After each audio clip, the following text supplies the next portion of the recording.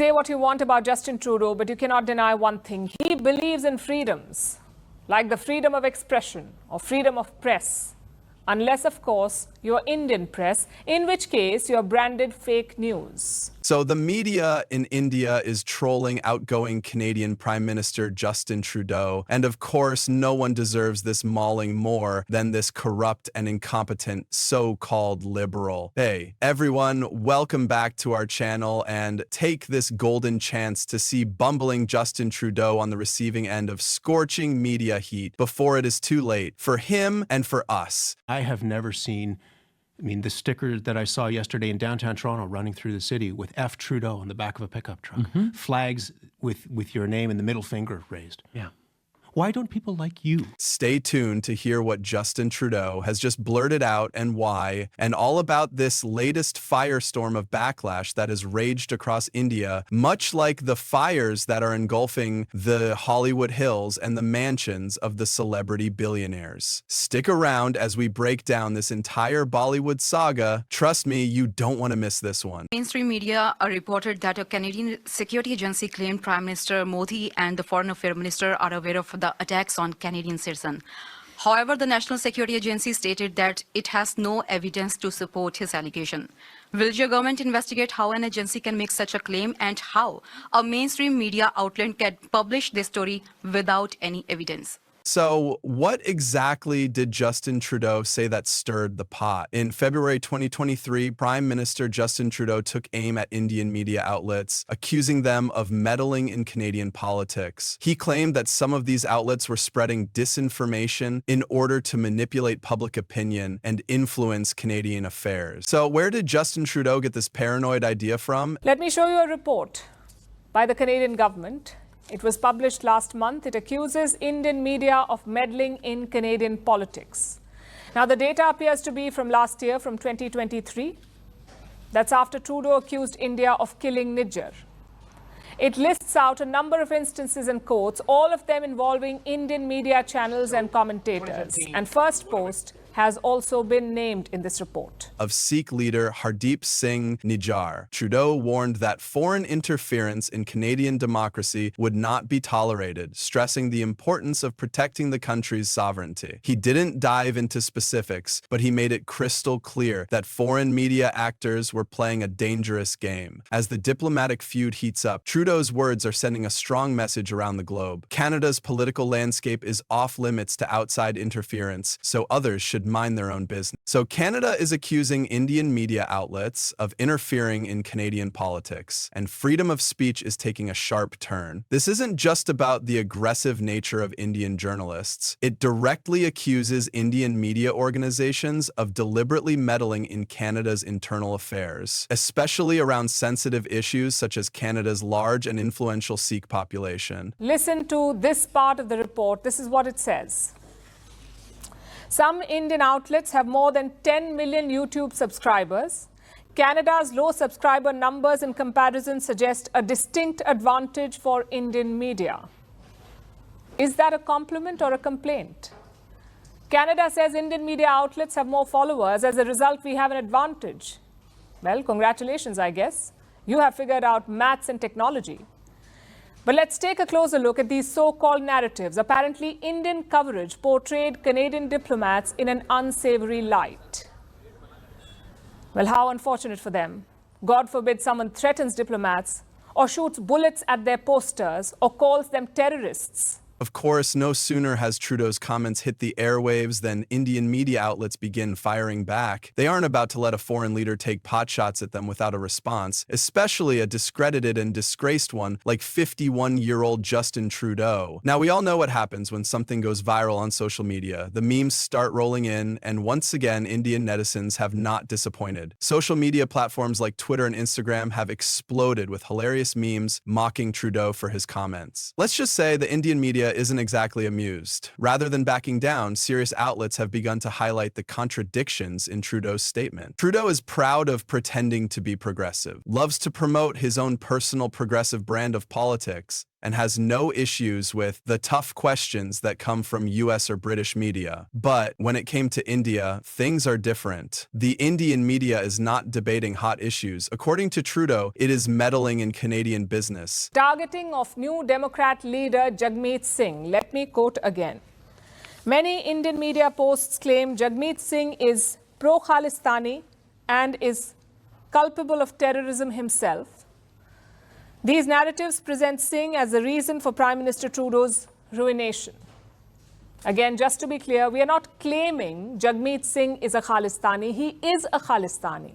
I know Trudeau doesn't trust Indian media, so here's a Canadian report from 2018. It says Jagmeet Singh attended Khalistani rallies where violence against India was celebrated. That same year, he gave an interview. Jagmeet Singh was asked whether he supported Khalistan referendums. Listen to his answer. As a leader of a federal party in Canada, it's not up to me, nor should I provide any input on whether people advocate for it or not. That is a decision by the people who are impacted. Hasn't stopped there either. Vantage News anchor Palki Sharma has not been afraid to voice her opinion on Trudeau. She has quickly turned Trudeau's comment into a full-blown roast. And boy... Our joke tonight is from Canada, where Justin Trudeau is facing a lot of heat, both from abroad and at home, and looks like the pressure has finally broken him, or at least his vocabulary. Canada's parliament is currently in session. Trudeau was sparring with his opposite number, Pierre Poilievre. He wanted to say that the opposition had a broken vision for Canada, but instead of broken, he said brokenist, which of course is not a word. The opposition leader then roasted Trudeau in parliament, after which social media took it up. I know it's an honest mistake, but when you're in the middle of a domestic and international scandal. Indian TV shows, especially those with a more satirical or comedic edge, took full advantage of the opportunity to rip into Trudeau's remarks. In fact, some of these responses are so harsh, they have crossed over into the realm of roasting. Some shows have gone even further, questioning whether Trudeau's image as a progressive leader is just that, an image or illusion of progressiveness and no more. One major Indian television anchor has even joked, if Trudeau can't handle questions from Indian media, how is he supposed to handle Canadian voters? And now to the fourth complaint. Indian media says Trudeau invented this incident to score political points, basically vote bank politics. Fine, you don't listen to us. Listen to a former advisor of Justin Trudeau. By taking goodwill measures, it would have at least been possible to keep talking and find workable policy solutions. The only problem was, Mr. Trudeau did not want to lose the Sikh vote to Jagmeet Singh, so he dug in our heels. This was published in the Globe and Mail last we checked. It's a Canadian newspaper.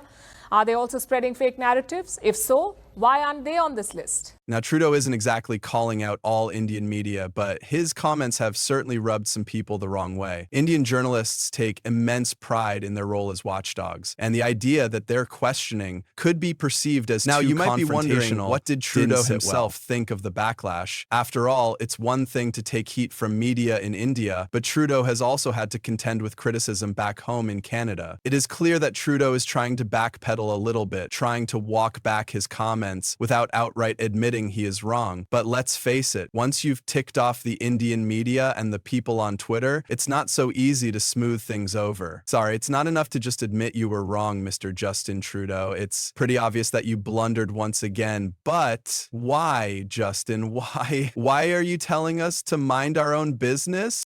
So last night over dinner, I told my kids about the decision that I'm sharing with you today.